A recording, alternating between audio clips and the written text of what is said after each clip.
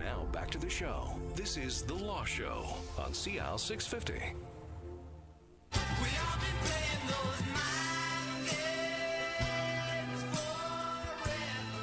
And welcome back to The Law Show. We're talking about personal injury with our experts today, Scott Stanley and Kevin Gourlay from MurphyBattista in downtown Vancouver in the Scotia Tower right there on Georgia, right?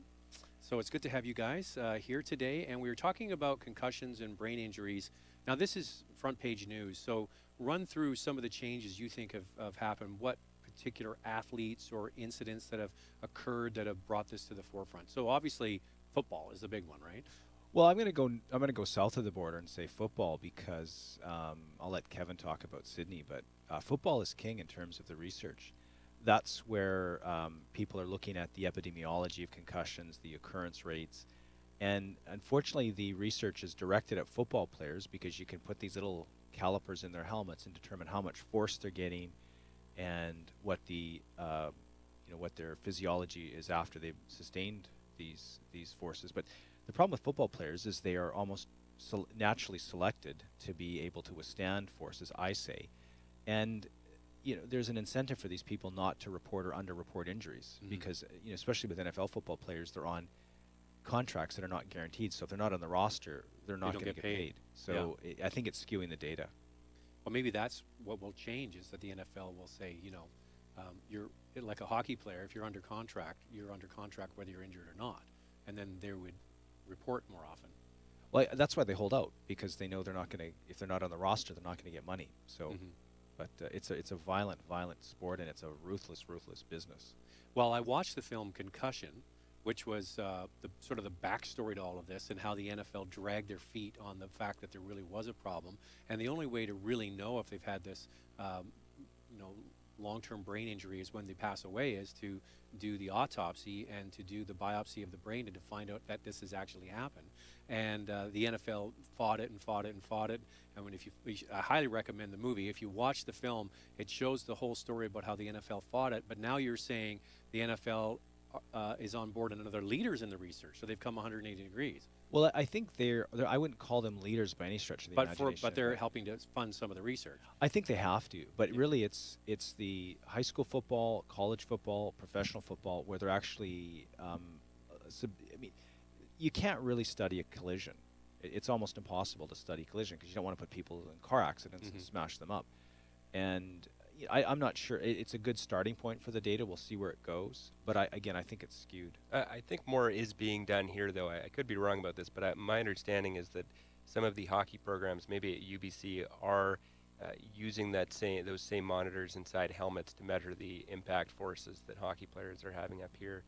What we're seeing a lot more now in all sorts of sports, contact sports at least, are kids undergoing neuropsychological testing, even brief neuropsychological testing at the start of the season, and then if they have a concussion or if there's concern that they might have a concussion, they have a baseline testing to go back to and see how they're performing after the incident to try to be in a better position to diagnose if they are still suffering the effects of that. Well, that's a great way to do it. Every player does the test at the beginning of the season, and then they can evaluate them. That's a great way to do it. And we had a trial last year. Our client had been 16 years old when he was hit by a car that drifted off the side of the road and hit him as he was walking down the street in Kelowna. He had been a very good competitive mountain biker, the type that does the flips and the spins in the air and that sort of thing. And because of that, he had a couple of concussions beforehand, and his mother had taken him to get some neuropsychological testing done because of those accidents in mountain biking. So you had some evaluation to base it on, right? Yeah, so it was one of the rare car accident cases where we have pre-accident baseline testing to compare it to, which from our perspective is very valuable, and from his, it is of course too from a treatment perspective. That's interesting. So Sidney Crosby is raised the Stanley Cup recently. He's won 2 Stanley Cups, 2 gold medals. He's our guy, even though he doesn't play for a Canadian team. But the whole story of Sidney Crosby, you're finding out now maybe he didn't have concussion, or he maybe had some, but wasn't all concussion. related? I think when Sidney Crosby was on the sidelines for so long, I think half the country was, "Come on, Sidney, man up and get back on the ice." And there was other half the people said, what is this all about? I mean, if anyone is going to get back on the ice as quick as they can, it's Sidney Crosby. He's our golden boy, literally. And I think that really put us on the map as Canadians in terms of what really is a concussion. But as I understand it now, Sidney's lingering problems were probably less likely related to a concussion, but more related to an underlying neck injury. So he would have sustained a concussion but recovered because he was off the ice, but Probably. the other issues could be from a neck injury. Yeah, probably. And I think also it's important to bear in mind that none of these things are taken in isolation. It's rare that you have a concussion without other injuries. It's rare that somebody is pain-free after the type of hits that Sidney Crosby He's sustained. in a highly violent game, right? Yeah, and I think there's no doubt he's had concussions in the past. I think that the hit that actually took him out when he was out for a long time was the kind of hit that he would sustain a couple hundred times a season. It wasn't a big violent collision, and it presumably must have been, the proverbial straw that broke the camel's back. That it was that reason, that hit, that took him out, because it wasn't a particularly significant force.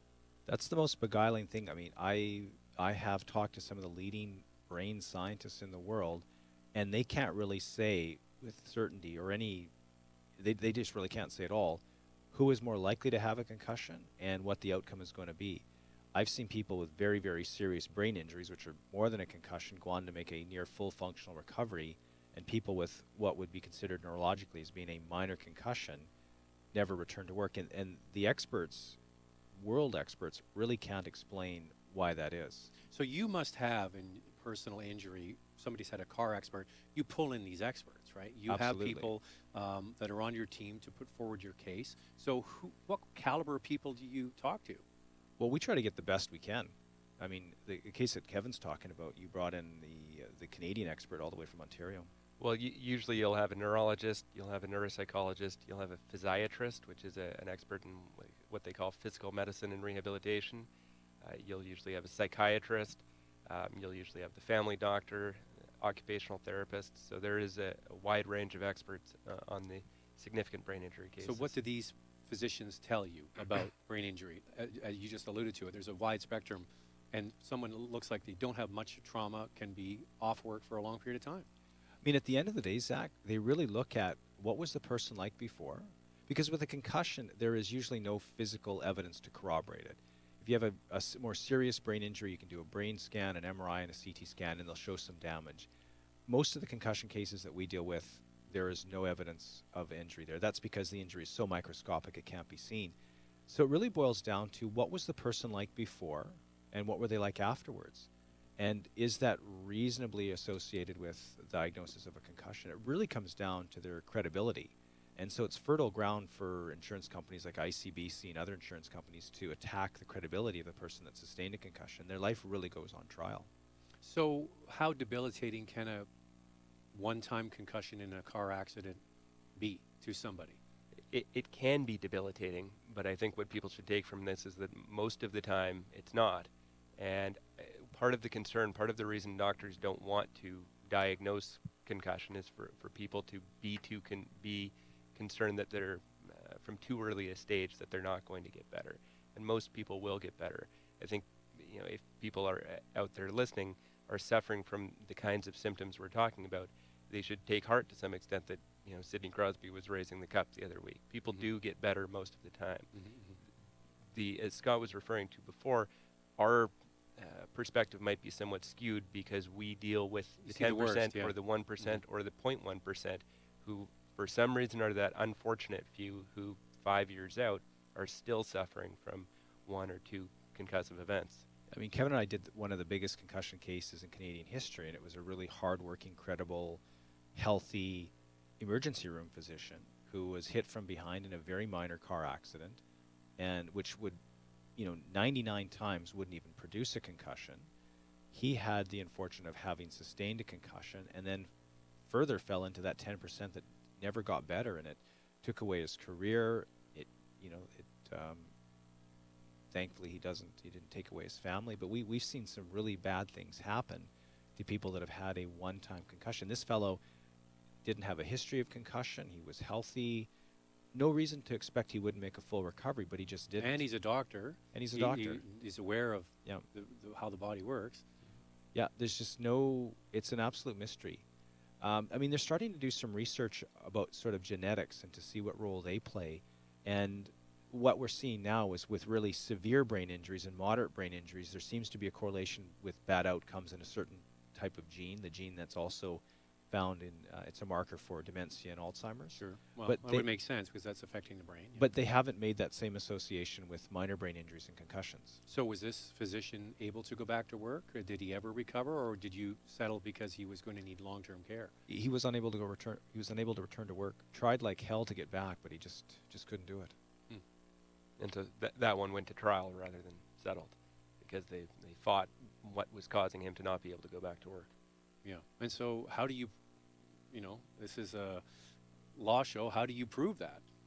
Well, I mean, the insurer in that case was ICBC and a bunch, probably 3 other insurance companies, and they basically just said this isn't true. And it's quite obvious that it was true because he's a very credible guy, and in fact, he would go back to work and not tell his doctor about it. His doctor would say, you ought not to be going back to work, but he would say, I'm going to go back to work anyways. So he was clearly the type of behavior, someone that's not faking or not a liar. And what we did is we basically went and created an inventory of everybody he'd ever known. And thankfully, many of them were doctors themselves, and caregivers and police officers, and really people that are very good at describing this fellow before and what he was like afterwards. And that's basically how we proved the case. And so what did all of this evidence come together to say from police officers and other physicians that he was markedly different? Well, these were good friends, and they were sort of initially, they were hesitant to say anything bad about this man whom they loved. And this was one of the greatest human beings I've ever met. And the last thing his friends wanted to say, geez, he's just really not the same guy. He's not as sharp. He's not as pleasant. He's a little bit irritable. But eventually, when we were able to tease that out of them, we were able to show that this man was markedly different right from the day after, right from the moment he had this insult, to the current time. So, and the effects there on him were significant, but it's also part and parcel a product of him being a high-functioning individual before with a very demanding job, where you can't make mistakes. You simply can't do that job when you're not functioning Yeah. as an emergency room physician. If he was working on a packaging line, maybe he could have continued to do it to some extent, but certainly not as an ER doctor. Yeah, and that's a good thing. We don't want guys that are not 100%. You're visiting them in ER. I actually have a theory that if you have a brain injury, or if you have a concussion, it would be much easier for you to return to work as a lawyer than it would be to return to work at McDonald's. You guys bring your own lawyer jokes. This is great. I don't even bring a lawyer joke. We are talking about a personal injury on the Law Show. Scott Stanley and Kevin Gourlay, my guests from MurphyBattista. And we'll continue next on CL 650. There's more of the show still ahead. This is The Law Show on CL 650.